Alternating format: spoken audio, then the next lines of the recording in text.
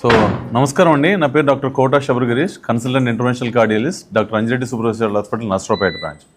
So ఇప్పుడు ఇవాళ ఈ ప్రెస్ మీట్ గల కారణం ఏంటంటే, మన దగ్గరికి 61-year-old patient name by Sai Krishna Babu అని వచ్చారు.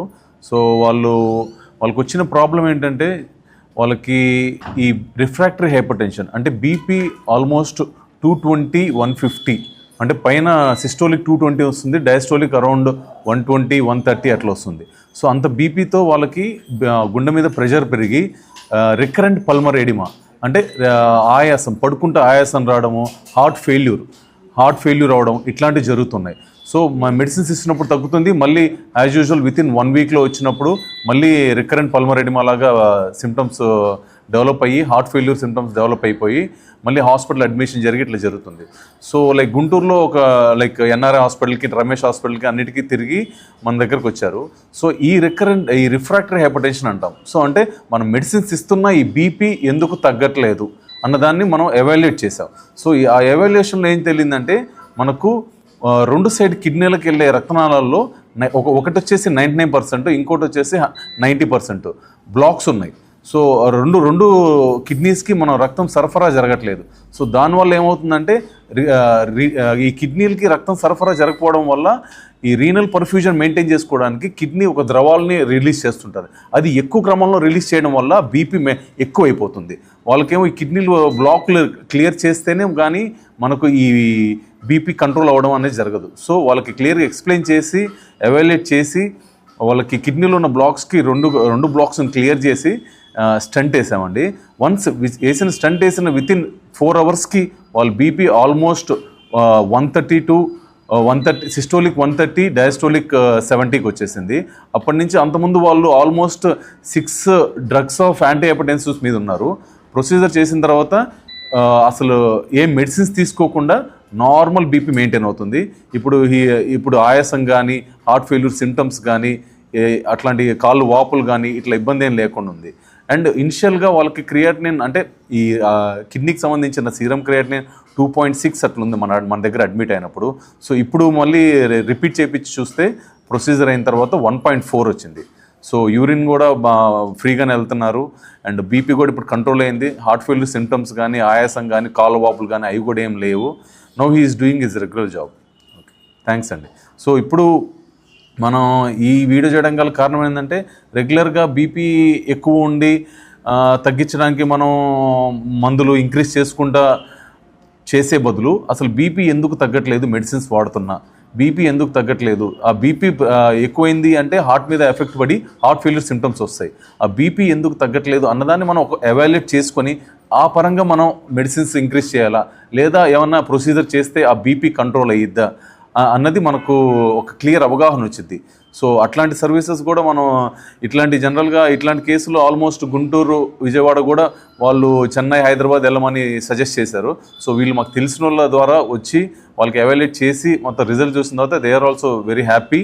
అండ్ ఇక్కడ మనం వైర్ వేసి దీన్ని బెలూన్తో డైలేట్ చేసామండి. ఫస్ట్ డైలేట్ చేసి ఆ బ్లాక్ని క్లియర్ చేసిన తర్వాత మళ్ళీ ఈ బ్లాక్ రాకుండా ఉండడానికి మనం స్టెంట్ వేసి దాన్ని మళ్ళీ వెడల్పు చేసి పెట్టాం. సో వన్స్ ఇక్కడ బ్లాక్ చూడండి ఎంత టైట్ ఉందో. సో దానికి మళ్ళీ మనం స్టెంట్ని, ఇది స్టెంట్, ఇక్కడ మంచి మెటల్ మెటీరియల్ కనబడుతుంది కదా స్ప్రింగ్ లాగా, అది స్టెంట్.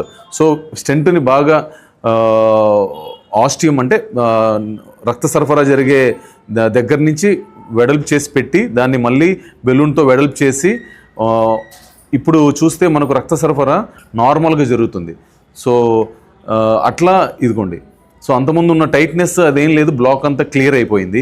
సో ఇట్లానే మనకు ఇది లెఫ్ట్ కిడ్నీ అనమాట. ఇట్లానే రైట్ సైడ్ చూస్తే మనకు రైట్ సైడ్ చూడండి ఎంత టైట్ ఉందో. సో ఆ రైట్ సైడ్ కూడా మనకు వైర్ వేసి దానికి మళ్ళీ స్టెంట్ వేసి బ్లాక్ క్లియర్ చేసి స్టెంట్ వేసి 2 సైడ్ బ్లాక్స్ని క్లియర్ చేస్తాం. సో మనం ఇట్లా చేయకపోయి ఉంటే జనరల్గా వాళ్ళకి అట్లా కిడ్నీ ఫెయిల్ అయిపోయి యూరిన్ రాకుండా రీనల్ ట్రాన్స్ప్లాంట్కి వెళ్ళే సిచ్యువేషన్స్ ఉండేవి. సో మనం ఈ ప్రొసీజర్ చేయడం వల్ల ఏంటంటే ఆల్మోస్ట్ వాళ్ళకి కిడ్నీ ట్రాన్స్ప్లాంటేషన్ నుంచి తప్పించేసాం. సో అండ్ బీపీ కంట్రోల్ అయింది, గుండె మీద ప్రెషర్ తగ్గింది, హార్ట్ ఫెయిల్యూర్ సిమ్టమ్స్ కంట్రోల్ అయినాయి. సో ఒక సర్కిల్ని మనము మధ్యలో ఆపేసి వాళ్ళని కిడ్నీ ట్రాన్స్ప్లాంట్ నుంచి తప్పించాము. Okay, thanks sir. వారి పేరు సాయికృష్ణ బాబు. తనకి హార్ట్ బీట్ బాగా ఎక్కువైపోయి ఆయాసం వచ్చిన తర్వాత ఎన్ఆర్ఐకి తీసుకెళ్తే 3 రోజులు ఉన్న తర్వాత చెప్తాము ట్రీట్మెంట్ అన్నారు. తర్వాత రమేష్కి వెళ్ళిన తర్వాత 1 వీక్ ఉన్న తర్వాత చేయటానికి అవ్వదు, హార్ట్ చిన్నదైపోయింది, హోల్స్ అన్నీ బ్లాక్ అయినాయి, చేయటం అవ్వదమ్మా, ఇంటికి వెళ్ళిపోండి, 10 days 1 వీక్ ఉన్నాము, అయినా కూడా 2 days మేము వెయిట్ చేసాము, ఉంటామండి, ఏదైనా ట్రీట్మెంట్ ఇవ్వండి అంటే, లేదమ్మా 10 daysకి వెళ్ళిపోండి, చేస్తే కనుక హార్ట్ స్ట్రోక్ కానీ లేకపోతే కిడ్నీ కానీ ఫెయిల్ అవుతుంది అని చెప్పారు. మాకు ఏది చెప్పట్లేదు. చెప్పపోయేసరికి కొంచెం మా రిలేషన్ వచ్చి తర్వాత శబరిగిరీష్ దగ్గర ఊరికే చూపించండి అని అన్నారు. ఇంటికి వెళ్ళే బదులు ఇక్కడ ఊరికే ఏం సలహా ఇస్తారని వచ్చాము. అక్కడ యాంజియో కూడా చేయలేదు. ఇక్కడికి వచ్చిన వెంటనే యాంజియో చేశారు. మాకు కొంచెం ధైర్యం వచ్చింది. లోపల ఎలా ఉంది ఏంటి అనేది అవగాహన ఉంది మాకు వచ్చింది అప్పుడు. తర్వాత ఈ బీపీ తగ్గిపోవటం దేనికని ఈ కిడ్నీలు కూడా స్కానింగ్ అయి తీస్తే లోపల బ్లాక్ అయి ఉన్నాయి. మాకు హార్ట్ కూడా చేశారు, బాగుంది. 1 వీక్లోనే బెటర్ అయ్యారు. 4 daysకే మళ్ళీ కిడ్నీ కూడా స్టంట్లు వేసిన 1 వీక్కి తనకి ఇప్పుడు ఇంకా 1 month కూడా అవ్వలేదు. 3 weeksలోనే తను చాలా బెటర్, అంటే 90% బెటర్ అన్నట్టుగా అనిపిస్తుంది అనమాట.